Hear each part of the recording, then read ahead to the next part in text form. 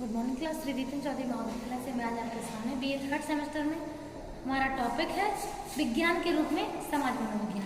आप तो जानते हैं साइकोलॉजी में जितने भी फील्ड्स को रखा गया है वे सब ऐसी फील्ड्स हैं जिनको हम वैज्ञानिक रूप में एक तरीके से प्रमाणीकृत कर सकते हैं।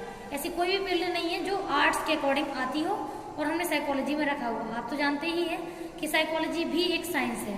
तो अकॉर्डिंग टू साइकोलॉजी या फिर सोशल साइंस दोनों ही जो सोशल साइकोलॉजी है वो आपका विज्ञान में ही रखी जाती है। ठीक, तो आप तो जानते हैं अगर प्रमाणीकृत करने की बात आए, अगर कोई आपसे पूछे कि अगर समाज मनोविज्ञान को विज्ञान बोल रहे हैं तो विज्ञान होता क्या है, पहले तो ये बताइए। तो विज्ञान क्या होता है, उसी के आधार पर हम ये बता सकते हैं कि सोशल साइकोलॉजी जो है वो किस तरीके से विज्ञान है। ठीक, तो फर्स्ट पॉइंट है फिर इसमें विषय सामग्री। तो जब भी हम कोई भी काम शुरू करते हैं, कोई भी अनुसंधान शुरू करते हैं, तो अनुसंधान करने के लिए सबसे पहले क्या चाहिए होता है हमें, वो होता है मटेरियल। ठीक, जब हमारे पास सब्जेक्ट मटेरियल होता है तो हम उसी के आधार पर अपने अनुसंधान को कंप्लीट करने की कोशिश करते हैं। तो अनुसंधान के लिए सामग्री बहुत ही ज़्यादा इम्पोर्टेंट है, क्योंकि उसके बेस पे ही हम लोग अपने जो विचार हैं, जो तर्क वितर्क हैं और जो भी अनुसंधान के लिए जो पॉइंट है उसको हम क्लियर करते हैं। सेकेंड है वस्तुनिष्ठता। ठीक, तो वस्तुनिष्ठता क्या होती है, आप तो जानते ही हैं, आपने पहले भी पढ़ा होगा। जो चीज़ जैसी है यदि उसे वैसा ही परखा जाए, वैसा ही जाना जाए तो वो वस्तुनिष्ठता होती है। ठीक, तो वस्तुनिष्ठता मीन्स होता है कि वास्तव में वास्तविकता के आधार पर अध्ययन करना, रियलिटी को एक्सेप्ट करना और उसको लेकर के आगे बढ़ाना, वो होती है वस्तुनिष्ठता। ठीक है, तो जब भी वैज्ञानिक अध्ययन किए जाते हैं तो जो अध्ययन कर रहा होता है, जो अध्ययन करता होता है, वो जो भी प्रमाण या जो भी परिणाम आते हैं वो कभी भी अपने अनुसार उनको नहीं लेता है, वो वैसे ही लेता है जैसे कि वो होता है। ठीक, तो जो फैक्ट जैसे उसके सामने होंगे वो उन फैक्ट को वैसे ही कलेक्ट करेगा, उससे वस्तुनिष्ठता कहते हैं। ठीक है, थर्ड पॉइंट है वैज्ञानिक विधि। तो वैज्ञानिक विधि मतलब एक ऐसी पद्धति देना जिसके द्वारा आप अपनी चीज के प्रमाण दे पाए। जैसे कि सोशल साइकोलॉजी हो या कोई भी हो, आपको मालूम है कितने प्रकार के टेस्ट हैं। आप जो आपका सोशल साइकोलॉजी है इसमें आपने अपने जो आपने प्रैक्टिकल पेपर किए हैं उसमें भी आपने परोपकारिता और एक फ्रस्ट्रेशन, दो आपने स्किल लिखी हैं। तो ये क्यों लिखी है मालूम है? परोपकारिता क्या होती है? परोपकारिता मीन्स निस्वार्थ भाव से किसी के लिए की जाने वाली मदद। तो मदद में हम कभी स्वार्थ नहीं देखते हैं, किसी भी प्रकार का प्रॉफिट नहीं देखते हैं। तो परोपकारिता क्या है? परोपकारिता कहाँ होती है? समाज में रहकर। कर्ता कौन है? इंसान। यानी कि जब वो दूसरे का समाज होता है, वो भी दूसरों की हेल्प करता है। तो अब इस परोपकारिता को हम माप के भी बता सकते हैं कि परोपकारिता का लेवल हम मापना चाहते हैं, किस व्यक्ति में कितनी अधिक परोपकारिता है और किसमें कितनी कम। तो ये मापने के लिए हमारे पास स्केल है।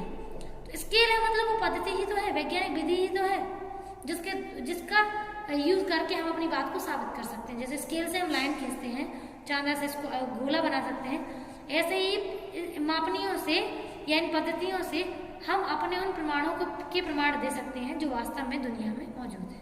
ठीक, तो ये वैज्ञानिक पद्धति है। फोर्थ पॉइंट है ज्ञान प्राप्ति। विज्ञान में सबसे बड़ी बात, तो विज्ञान में कोई सब्जेक्ट आता है तो मेन चीज क्या होती है? कुछ नया जानना, कुछ ऐसा जानना जो पहले ना जाना गया हो, कुछ ऐसा समझना जिससे दुनिया की हम मदद कर पाए, कोई ऐसे अनुसंधान देना जो लोगों के काम आ पाए। तो विज्ञान का मेन मोटिव ही है लोगों के लिए उपयोगी कार्य करना। तो उपयोगी कार्य कर रहे हैं तो ऑब्वियस से ज्ञान प्राप्त तो हो ही जाएगी ना। जैसे कोविड आया था तो कोविड आने पर व्यक्ति कितना घबरा गया था, लेकिन धीमे धीमे जब कोविड पर इतनी सारे अनुसंधान हुए, रिसर्चेज हुई, तो रिसर्चेज होने के बाद पर्सन में नए जो ज्ञान है उसकी प्राप्ति हुई। तो पहले लोगों में डर था, लेकिन अब कोविड होते हुए भी अब लोग समझ चुके हैं, सीख चुके हैं। अब लोगों को अनुसंधान कई सारे मिल चुके हैं, ज्ञान प्राप्ति हो चुकी है, तो अब वो उतना ही वर्क करते हैं जितना उनको सही लगता है। ठीक, क्योंकि अब उनके पास जो सफिशिएंट मात्रा में नॉलेज है। नेक्स्ट है प्रगतिशीलता। तो जब समाज मनोविज्ञान में कोई भी कार्य प्रगति करता है, विज्ञान क्यों होता है? विज्ञान होता है प्रगति करने के लिए। आप देखो पहले हम लोगों के भारत में क्या चीजें नहीं थी और आज देखो कितना डेवलप कर रहा है। तो कोई भी फील्ड तभी डेवलप करती है जब वो विज्ञान के रूप में होती है। ठीक, तो प्रगति करने के लिए विज्ञान का होना बहुत ही ज्यादा जरूरी है।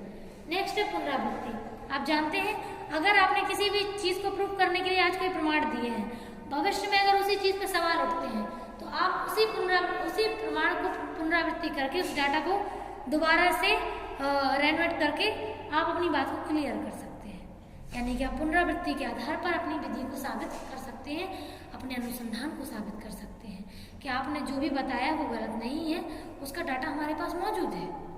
तो पुनरावृत्ति से हम लोग अपनी बात को साबित कर सकते हैं। ठीक, नेक्स्ट है नियंत्रण। तो जब भी विज्ञान की बात होती है, आप जानते हैं कि अगर कोई भी चीज स्टडी की जा रही तो क्यों की जाती है? कोई भी चीज भविष्य में अगर गलत प्रभाव छोड़ रही है तो उसको कंट्रोल करने के लिए, है ना। तो अगर कंट्रोल करने के लिए तो नियंत्रण तो आ ही रहा है ना। कोई भी चीज अगर अपने हिसाब से चले तो खराब हो जाएगी या खराब कर देगी अनुसंधान को, तो नियंत्रण भी बहुत आवश्यक है अनुसंधान में। नेक्स्ट है भविष्योक्ति। तो अब अगर कोई व्यवहार अभी हो रहा है और आपके लिए नुकसानदायक है और वही व्यवहार भविष्य में हो तो भी नुकसानदायक होगा। तो अगर आपको अभी से पता चल जाए कि भविष्य में वो चीज कब हो सकती है, किस परिस्थिति में घटित हो सकती है, तो एक तरीके से आप भविष्यवाणी कर सकते हैं और आप उसके लिए तैयार भी होंगे। कोई भी समस्या आएगी तो आप उसका डटकर मुकाबला कर लेंगे। ठीक, तो भविष्योक्ति से फायदा यही होता है कि जब भी कोई प्रॉब्लम हमारे सामने होती है और हम उसके बारे में पहले से भविष्यवाणी कर लेते हैं तो भविष्य में वो प्रॉब्लम हमें उतनी प्रॉब्लम नहीं दे पाती। नेक्स्ट है तथ्यों का अन्वेषण। यानी जब भी हम लोग विज्ञान में या मनोविज्ञान में अध्ययन करते हैं तो मेन चीज क्या है, जो फैक्ट हम इकट्ठे करते हैं उनकी खोज करते हैं। आपने बुक्स पढ़ी होंगी, बुक्स का एक एक शब्द हमेशा बहुत खोजबीन करके लिखा जाता है। कोई भी शब्द ऐसे ही कोई नहीं लिखता है। क्यों? क्योंकि उससे आपका भविष्य जुड़ा हुआ है। आप जो पढ़ेंगे वही सीखेंगे, उसी पे भरोसा करेंगे। अगर आप गलत पढ़ेंगे तो गलत पे भरोसा करेंगे तो आप आने वाली पीढ़ी को भी गलत देंगे और आप खुद गलत होंगे। एक तरीके से तथ्य जो होते हैं, चाहे वो कोई भी चीज़ हो, तथ्य बिल्कुल ऑथेंटिक होने चाहिए, जिनकी खोज की जा सके और जो खोज करने के बाद कभी भी परखे जा सके। और लास्ट पॉइंट हमारा प्रयुक्तता। प्रयुक्तता का मतलब है कि जो भी हमारा पॉइंट है वो हमारे यूजफुल हो।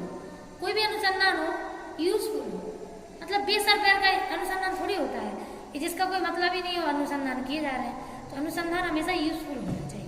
ठीक, थैंक यू।